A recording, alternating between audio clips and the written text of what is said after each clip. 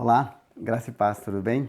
Eu quero convidar você para abrir as Escrituras Sagradas no livro dos Salmos, capítulo 116, e nós vamos ler do versículo 1 ao versículo 11º. Deixa eu só abrir aqui. Salmo 116, do versículo 1 ao versículo 11º. Diz assim: Eu amo a Deus o Senhor, porque Ele me ouve. Ele escuta as minhas orações. Ele me ouve sempre que eu clamo, pedindo socorro. Os laços da morte estavam me apertando, os horrores da sepultura tomaram conta de mim e eu fiquei aflito e apavorado. Então eu clamei ao Senhor, pedindo: Ó Senhor, eu te peço, salva-me da morte. O Senhor é bondoso e fiel. O nosso Deus tem compaixão de nós. O Senhor protege os que não podem se defender. Quando eu estava em perigo, Ele me salvou. Meu ser inteiro continue confiando em Deus, o Senhor, pois Ele tem sido bom para mim. Deus me livrou da morte, fez parar as minhas lágrimas e não deixou que eu caísse em desgraça. Por isso, no mundo dos que estão vivos, viverei uma vida de obediência a Ele e continuarei crendo, mesmo quando disse: estou completamente esmagado. Não pararei de crer mesmo quando eu afirmei, não parei de crer mesmo quando eu afirmei sem pensar, não se pode confiar em ninguém.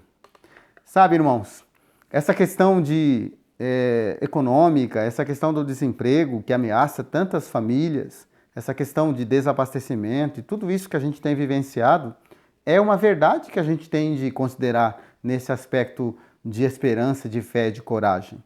A realidade, a gente sabe, ela é muito ruim para quem é autônomo, para quem depende de um salário, para quem é assalariado. Mas é hora também da gente pensar, em primeiro lugar, a vida, a sua, a das pessoas que você ama, das pessoas que estão ao seu redor. E agora, nessa primeira semana de abril e na segunda, a gente tem a previsão de ter um pico de crescimento da transmissão dessa doença.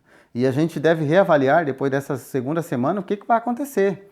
E eu convido você a ter essa esperança, essa disposição de crer. Nós não podemos sofrer com antecedência, mas por outro lado também não podemos negligenciar essa situação. É por isso que eu quero pensar contigo sobre a renovação da esperança. E essa renovação pressupõe que você saiba quem você é, saiba o que está se passando pela sua cabeça e como você tem se comportado nesse período de quarentena. Então eu quero, com base nesse texto, pensar o que é que Deus faz e o que é que nós devemos fazer para renovar a nossa esperança. Nós vamos olhar para a palavra de Deus, o que ela revela sobre Deus agindo, e vamos olhar para o nosso coração, para ver o que é que o nosso coração revela diante da palavra de Deus. A primeira questão que nós podemos pensar aqui é o que nós devemos fazer em relação a essa questão da esperança para renovar. A primeira coisa que nós devemos fazer é amar o Senhor. Amar a Deus é se colocar pronta e sinceramente diante dele, o coração totalmente aberto.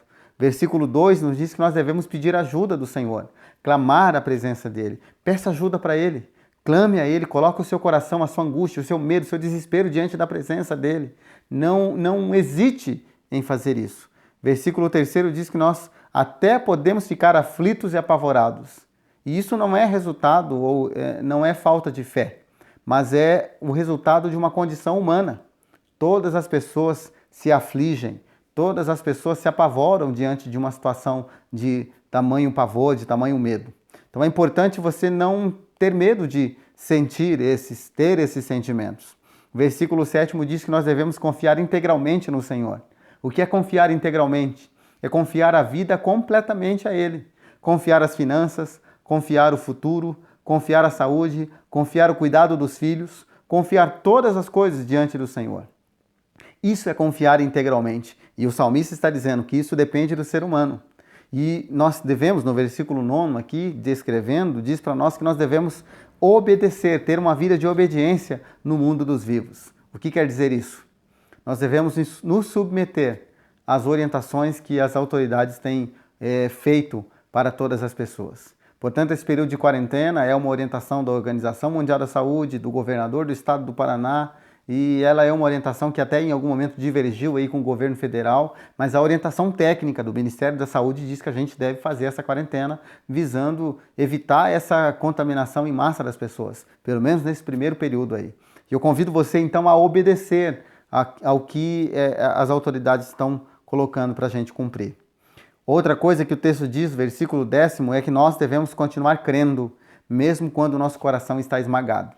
Se você estiver angustiado, com medo, de tal maneira, continue crendo. Este é o resultado de uma fé autêntica, uma fé que tem medo, mas continua crendo, continua colocando o seu coração. Outra questão que é colocada aqui, versículo 11, devemos contrariar o nosso coração negativo. Quando a gente assiste a televisão, a gente começa a ter uma angústia no coração e pensar, meu Deus, onde vai parar tudo isso? Jesus tem compaixão de nós. E a gente olha para tudo isso e, de fato, o contexto é desesperador. Mas, por outro lado, nós devemos olhar para a palavra de Deus, para a esperança que ela dá, para a coragem que ela dá. E aí, quando a gente olha para a palavra de Deus, a gente olha no que ela aponta a respeito de Deus. Se por um lado nós somos assim, temos como compromisso assumir essas responsabilidades, essa disposição de viver assim, por outro lado a Bíblia diz a respeito de Deus que Deus, ele ouve a nossa oração, versículo 1. Deus escuta a nossa oração. Ouvir e escutar tem uma distinção. Ouvir, as pessoas, todo mundo que ouve, que não é surdo, ouve, mas escutar é uma questão de parar para prestar atenção naquilo que está dito, que está sendo dito. Deus presta atenção na nossa oração. Ele presta atenção na sua oração. Versículo 5 aqui diz que Deus é bondoso e ele tem compaixão. O que é isso? A bondade de Deus e a compaixão de Deus está sobre a sua vida. Versículo 6. Deus nos protege e nos defende. O que quer dizer isso? Proteção e defesa são palavras para descrever um escudo que está sobre a vida das pessoas. Quando a gente coloca o nosso coração, o escudo de Deus nos protege. Versículo 5. Há uma descrição melhor do que essa proteção. Ele nos livra da morte, faz cessar as nossas lágrimas e não nos deixa cair em desgraça. Essa é a descrição de Deus. E isso ele vai fazer, porque a palavra de Deus declara que ele faz. Quem somos nós? Nós somos aflitos e angustiados por natureza. Nós precisamos da ajuda de Deus, do conforto. Nós somos carentes da presença de Deus. E quem Deus é? Deus é o maior banco de esperança, que é de uma fortuna imensa de bondade e de misericórdia, e ele pode gerar sobre a nossa vida esperança a ponto de nos fazer sentir protegidos, porque é isso que a palavra de Deus quer apontar a respeito de Deus. Em resumo, o que a palavra quer dizer sobre Deus? O que ela revela? Ela revela que Deus é fiel, que Deus se compadece de nós e que Deus gera fé no nosso coração. Por isso eu quero convidar você a renovar a sua esperança em Deus através de Jesus, porque Deus nunca desampara o nosso coração. Creia nisso. Coloque o seu coração nele e ore junto comigo neste momento. Deus, eu coloco a vida dos meus irmãos e irmãs na tua presença. Peço que o conforto do Senhor, a fé, a esperança, a coragem esteja sobre cada um. E não permita, Deus, que nós desfaleçamos, nós nos entristeçamos e que teu Espírito gere em nós tamanha fé a ponto da gente contrariar tudo aquilo que é negativo, que diminui a nossa esperança e a nossa fé. Abençoe cada família que ouve essa mensagem, cada pessoa, e que em nome de Jesus o Senhor possa gerar fé e esperança em cada coração. Eu coloco esses meus irmãos e irmãs na tua presença e faço isso em nome do Senhor Jesus. Amém e amém. Muito obrigado por você ter ficado conosco.